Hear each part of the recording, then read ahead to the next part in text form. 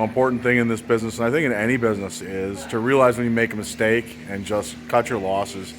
Did you guys agree with me on selling off that Dollar General load?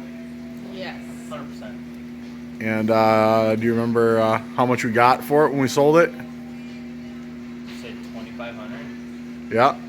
You remember what we paid for it? 10 grand. A little bit more than that. Yep. So why do we dump it? Why did we not want that load after we bought it?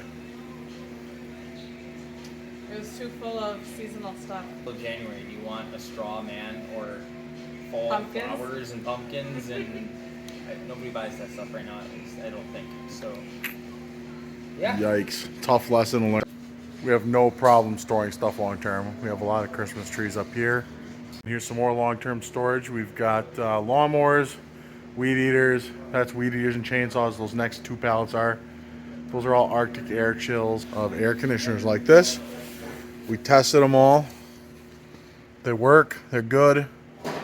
We got pool supply, so we do store stuff, but this stuff here we're only going to be storing for maybe 3-4 months until we start selling them. And they're higher dollar value. There's not like a huge season for fall. Summer, Christmas, that kind of makes sense. But, pumpkins, fall harvest, it was all autumn.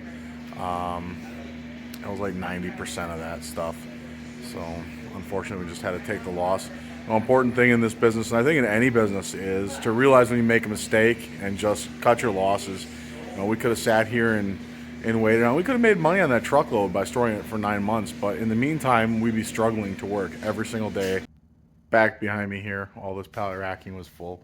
Underneath it was all Dollar General. Up on top, we had some of the crafting stuff.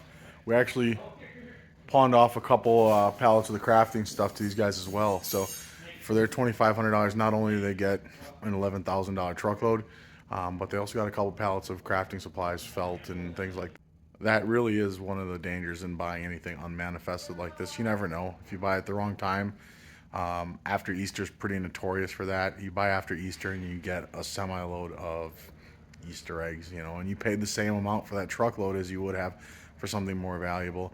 What do you do with it? A lot of times you either sell it at a huge loss like I did, or you throw it in the dumpster, or you store it and it takes up valuable floor space. So that's the decision we made. That was my first attempt with that truckload. Wasn't sure what to expect. I was hoping for more laundry detergent and kids' toys and things like that, but it was almost entirely home decor. This right here is really all we took out of that truckload. We pulled out some candles as we were sorting it. So we got these, and we got them at half of the retail price. So that's $6. We're gonna sell this for $3 here. As you can see, that's what we salvaged out of that. We got some floor mats too.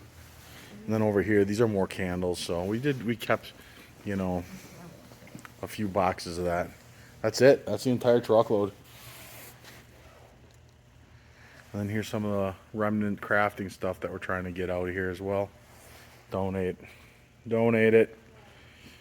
Let somebody else use it that actually has a use for it. This is what we have kind of left on the shelf, but we had a lot of overstock up there. We took it all down. We condensed the shelf. We put stuff there that really makes a lot more sense for our store. And as you can see, we were selling that wooden stuff for $2, small stuff 50 cents a piece. So all this stuff 50 cents a piece and taking up an entire aisle of it just did not make sense. So we cut our loss on 2 truckloads here this week. Donated a good amount of this to the school district. They picked up 8 pallets. We've got another 6 here or so. And I thought they were picking up 4 more on Friday. I don't know if we were too busy and they didn't come because of that. They forgot, or maybe I got it mixed up. But I thought it was supposed to be Friday last week, and they just didn't come. Maybe they didn't like the first 8 pallets they got. I don't know. Or they just realized, wow, this is a lot more stuff here than we expected. I didn't get any communication. No idea.